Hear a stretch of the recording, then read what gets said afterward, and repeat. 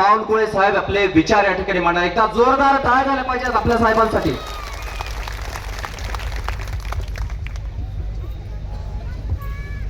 भारत माता की काय झालं डोकीला आज?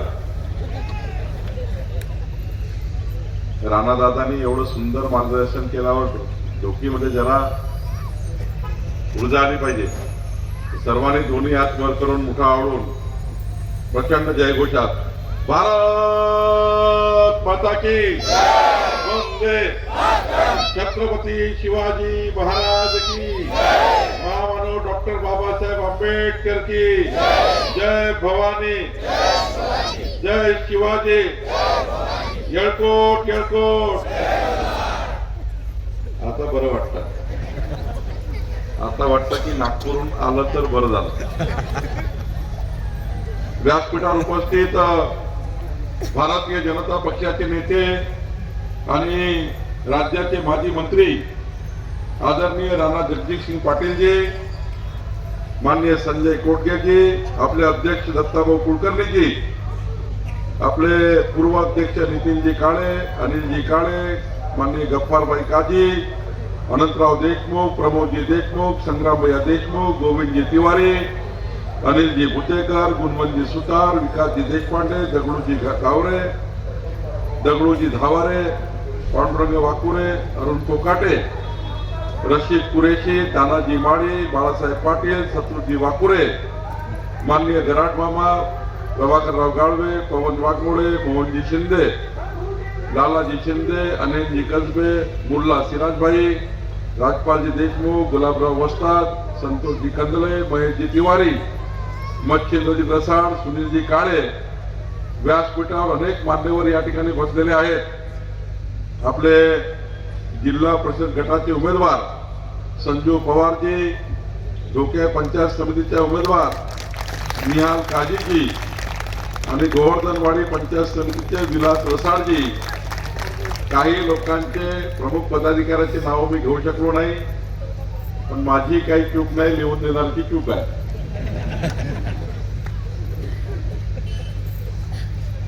मी तुमच्या सर्वांचेच नाव मागितले होते. खरं तर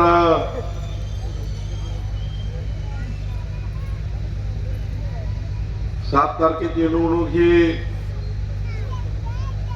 आपल्या संजू पवारच्या, निहाल काजीच्या, विलास रसाळच्या नशिबाची नाही आहे. 7 तारखेची निवडणूक ही या तिघांच्या नशिबाची नाही आहे. ही राणा जगजितसिंगजीच्याही नशिबाची नाही आहे. ही दत्ता कुलकर्णीच्या आणि व्यासपीठावरच्या कोणत्याही नेत्याच्या नशिबाची नाही आहे. ही निवडणूक पंतप्रधान नरेंद्र मोदीजींच्या सरकारच्या, केंद्र सरकारच्या 55 योजना ज्या जिल्हा परिषदेच्या माध्यमातून आपल्या ढोकी जिल्हा परिषद मध्ये आपल्या जनतेकरता येणार आहे, या 55 योजना आपल्या भागामध्ये आणण्याकरता या ठिकाणी संजू पवारची निवडणूक आहे. माननीय देवेंद्र फडणवीसांचं सरकार, महाराष्ट्र सरकार, ज्या सरकारमध्ये मी मंत्री आहे, माननीय राणा जगजितसिंगजी या सरकारमध्ये आमदार आहेत.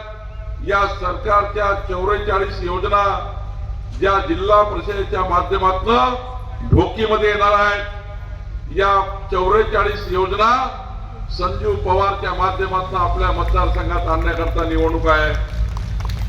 आणि एवढंच नाही तर राणा जगजितसिंगजी यांच्या माध्यमातून या जिल्हा परिषद मतदारसंघामध्ये ज्या 22 योजना येणार आहेत, ज्या जिल्हा नियोजन मंडळाच्या माध्यमातून असतात, त्या जिल्हा नियोजन मंडळाच्या 22 योजना आपल्या ढोकी मतदारसंघामध्ये आणण्याकरता निहाल काजी, विलास रसाळची निवडणूक आहे. 7 तारखेची निवडणूक ही 124 योजनांची आहे. या ठिकाणी संजू पवार, निहाल काजी, विलास रसाळ निवडून आले तर या 124 योजना केंद्र सरकार, महाराष्ट्र सरकारचं डबल इंजिन सरकार आणि राणा दादाचं तिसरं इंजिन, या 3 इंजिनच्या माध्यमातून या भागामध्ये प्रचंड विकासाचे काम या ठिकाणी होणार आहे. माननीय पंतप्रधान नरेंद्र मोदीजींनी विकसित भारत 2047 चा विकासनामा तयार केला आहे. 2047 चा भारत कसा असेल? 2047 मध्ये भारताला जी लोकसंख्या असेल, आजपासून 23 वर्षानंतर जन्म झालेलं बाळ, जन्म होणारं बाळ, या बाळाकरता हा देश कसा असेल? 23 वर्षानंतर असणाऱ्या जनसंख्येला, तेव्हाच्या जनसंख्येला लागणारा विकास, डेव्हलपमेंट, तुमच्या झोपून उठल्यापासून झोपतपर्यंत जनतेला आवश्यक असलेल्या सोयी सुविधा कशा असतील याचा विकासाचा संकल्प माननीय पंतप्रधान नरेंद्र मोदीजींनी केला आहे. सरकारची जबाबदारी आहे जनतेच्या जीवाचे रक्षण करणे, जनतेच्या मालमत्तेचे रक्षण करणे, झोपून उठल्यापासून झोपतपर्यंत जनतेच्या समस्याचे निपटारा करणे, जनतेच्या विकासाचा आराखडा तयार करणे, झोपून उठल्यापासून झोपतपर्यंत लागणाऱ्या मनुष्याच्या सर्व सुविधा उपलब्ध करणे सरकारची जबाबदारी आहे. देवेंद्र फडणवीसच्या सरकारने 2029 चा महाराष्ट्र, देवेंद्र फडणवीस सरकारने 2029 चा महाराष्ट्र, 2035 चा महाराष्ट्र, 2047 चा महाराष्ट्राचा विकासनामा तयार केला. मागच्या मंत्रिमंडळाच्या बैठकीमध्ये राणादादा, जेव्हा मी मंत्री म्हणून तो विकास आराखडा बघितला, तर 23 वर्षानंतरचं धाराशिव कसं असेल, 23 वर्षानंतरची ढोकी कशी असेल, 2047 मध्ये ढोकीच्या जनतेला काय अपेक्षा आहेत, ढोकीच्या जनतेला रोजगार, स्वयंरोजगाराच्या काय योजना असतील, ढोकीच्या जनतेकरता रस्ता, वीज, पाणी या सर्व 48 सुविधा देण्याकरता काय काय योजना तयार केल्या पाहिजे. विकसित धाराशिव, विकसित ढोकीचा संकल्प देवेंद्र फडणवीस सरकारने केला. आणि हा करत असताना बंधू भगिनींनो, हा करत असताना या ठिकाणी संजू पवार निवडून आल्यानंतर आमच्या जिल्हा परिषद मध्ये एक विकास आराखडा मंजूर करावा लागणार आहे. 2047 मध्ये धाराशिव जिल्हा परिषदच्या माध्यमातून आमच्या लाडक्या बहिणी, शेतकरी, शेतमजुराकरता, समाजाच्या शेवटच्या व्यक्तीच्या कल्याणाकरता या ठिकाणी कुठल्या योजना तयार करायच्या आहे याचा विकास आराखडा जिल्हा परिषद धाराशिवला करावा लागणार आहे. 18 पगड जाती, 12 गुत्तेदार, 353 जातीचा ओबीसी समाज, मुस्लिम समाज असेल, ओबीसी समाज असेल, आर्थिक दुर्बल मराठा समाज असेल, शेड्यूल कास्ट, शेड्यूल ट्राईब, आदिवासी समाज असेल, या आदिवासी बंजारा समाजाच्या तांडा वस्ती असेल, धनगरवाडी असेल, वाड्या असेल, तांड्या असेल, या सर्वांचा विकास आराखडा तयार करण्याची जबाबदारी संजू पवार तुमच्या जिल्हा परिषदेवर आहे, जिल्हा परिषदेवर आहे.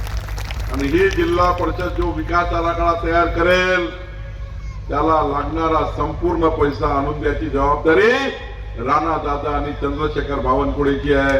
राणा दादाची आणि चंद्रशेखर बावनकुळेची आहे. आज जर मी प्रचाराला आलो आहे तर समाजाच्या शेवटच्या गरीब माणसाच्या कल्याणाच्या योजना झाल्या पाहिजे. माननीय पंतप्रधान नरेंद्र मोदीजींनी गरीब कल्याणाचा नारा दिला आहे. गरीबाचं कल्याण, मध्यमवर्गीयाच्या कल्याणाच्या योजना तयार केल्या पाहिजे.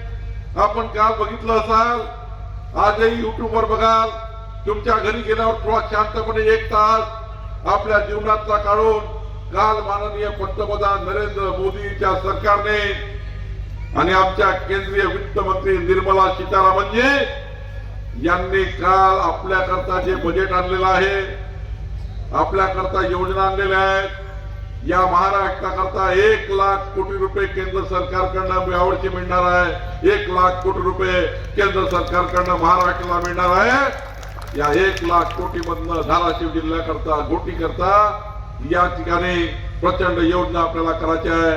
आणि म्हणून कालचं बजेट हे 2047च्या विकसित घोटी करताय. माननीय निर्मला सीतारामनजी यांनी दिलेलं बजेट हे विकसित धाराशिवचं आहे.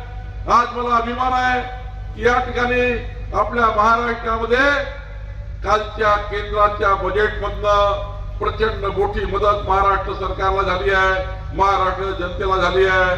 आज या ठिकाणी सर्वच बजेटचे मुद्दे मी मांडणार नाही, पण माझी विनंती राहणार दादा, 7 तारखेची निवडणूक झाल्यानंतर आपल्या पंतप्रधान नरेंद्र मोदीजींनी या वर्षामध्ये धाराशिवला, मराठवाड्याला, या ठिकाणी लातूर करता खऱ्या अर्थाने ज्या ज्या बाबी दिलेल्या आहेत त्या बाबी आपल्या धाराशिवच्या घोटीच्या विकासाकरता महत्वाच्या ढोकीच्या विकासाकरता अत्यंत महत्वाच्या आहे. बंधू भगिनींनो, आज बघा, आम्ही शब्द दिला होता 2024च्या विधानसभेच्या निवडणुकीमध्ये आम्ही शब्द दिला होता. राणा दादांनी जेव्हा विधानसभेच्या निवडणुकीमध्ये शब्द दिला होता की आपलं सरकार जर महाराष्ट्र झालं तर ज्याप्रमाणे मध्य प्रदेशमध्ये 25 वर्षापासून लाडक्या बहिणीची योजना चालू आहे, ज्या ठिकाणी भाजपाचं सरकार आहे त्या ठिकाणी लाडक्या बहिणीची योजना सुरू आहे, ती या ठिकाणी निरंतर सुरू आहे. छत्तीसगडमध्ये लाडक्या बहिणीची योजना चालू, ज्या ज्या ठिकाणी भारतीय जनता पार्टीचं सरकार आहे त्या ठिकाणी लाडक्या बहिणीची योजना चालू आहे. ज्या ठिकाणी सरकार बदललं, ज्या ठिकाणी काँग्रेस पार्टी आली त्या ठिकाणी योजना बंद झाली. कर्नाटकमध्ये योजना बंद, काँग्रेस पार्टीचं सरकार आलं, ओडिशात योजना बंद, पंजाबमध्ये योजना बंद, पश्चिम बंगालमध्ये योजना बंद. पण महाराष्ट्रात आम्ही तुम्हाला वचन दिलंय, या ढोकीच्या जनतेला मी आवर्जून सांगेल, जोपर्यंत महाराष्ट्रात भारतीय जनता पार्टी आणि महायुतीचं सरकार आहे, जोपर्यंत देवेंद्र फडणवीसचं सरकार आहे, महाराष्ट्रामध्ये आमच्या लाडक्या बहिणीची योजना सुरू राहणार आहे. आणि योजना सुरू राहणार नाही या ठिकाणी या योजनेला वाढ देण्याचा निर्णय आपलं सरकार करणार आहे. एवढंच नाही, या योजनेला मजबूत करण्याचा निर्णय आपलं सरकार करणार आहे. संजूजी कुठे? संजूजी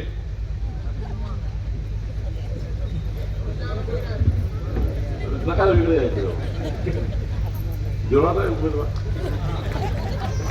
निवडून आल्यावर काल माननीय पंतप्रधान नरेंद्र मोदीजींनी जी लखपती दिदी योजना आणली आहे, आमच्या लाडक्या बहिणीला लखपती दिदी.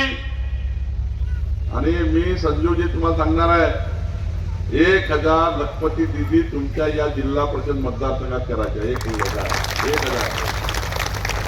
1000 दिदींना 5 लाख रुपयाचा सरकारकडनं, बँकाकडनं या ठिकाणी बिना व्याजानं आणि बिना जमानतदार, बिनव्याज आणि बिन जमानतीनं उद्योग तयार करण्याकरता, आमच्या बहिणीला मजबूत करण्याकरता, तिला उद्योजक बनवण्याकरता, आमच्या लाडक्या बहिणीला उद्योजक बनवण्याकरता 5 लाख रुपये बिना जमानत, बिना व्याज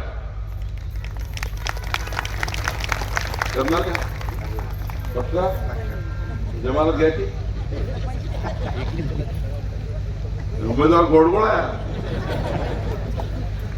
बंधू भगिनींनो, 1000 महिलांना लखपती दिदी करण्याची योजना आणली आहे.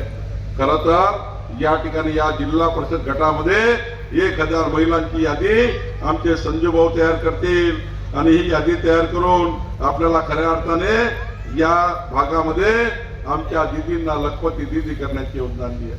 मी सकाळी राणा दादा सांगितलं, नागपूरमध्ये पालकमंत्री मी आहे, अमरावतीचा पालकमंत्री आहे. देवेंद्रजी, नितीनजी, मी नागपुरातून येतो. आम्ही नागपूरमध्ये नवसखी योजना तयार केली. आपणही नवसखी योजना राणासाहेब तयार करा.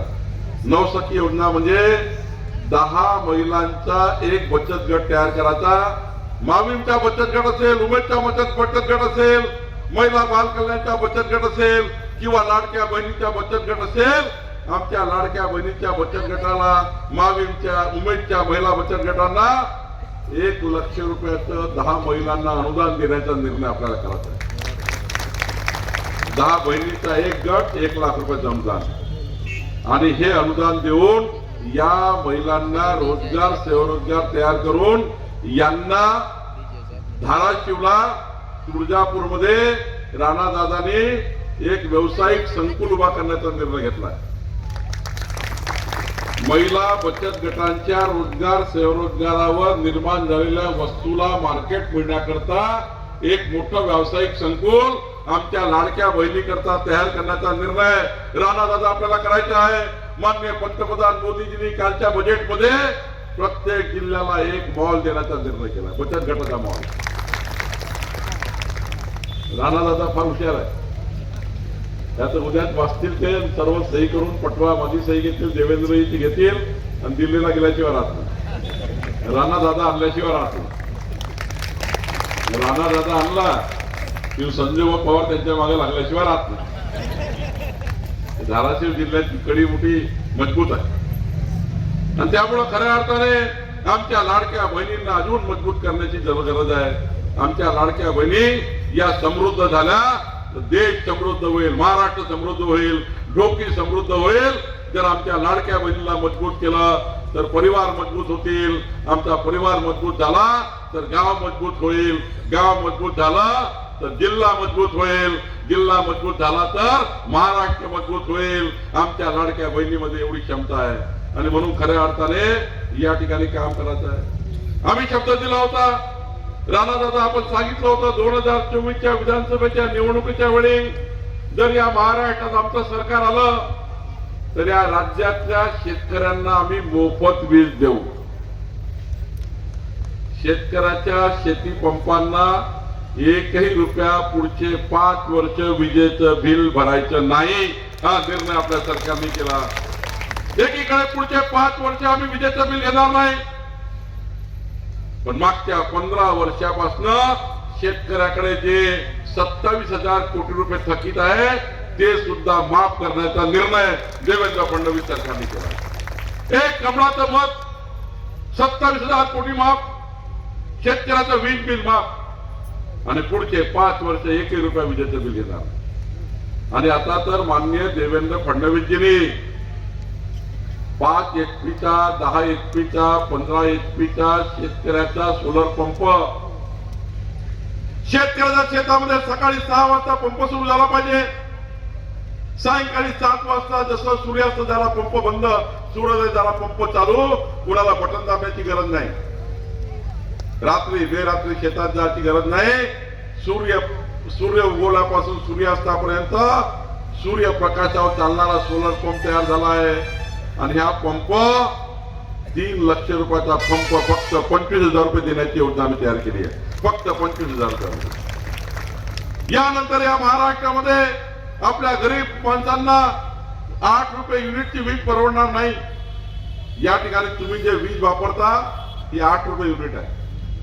राणा दादा जसं कोळशाचे रेट वाढेल तसे तसे विजेचे रेट वाढणार आहे. म्हणजे बघा आज 8 रुपये युनिट आहे.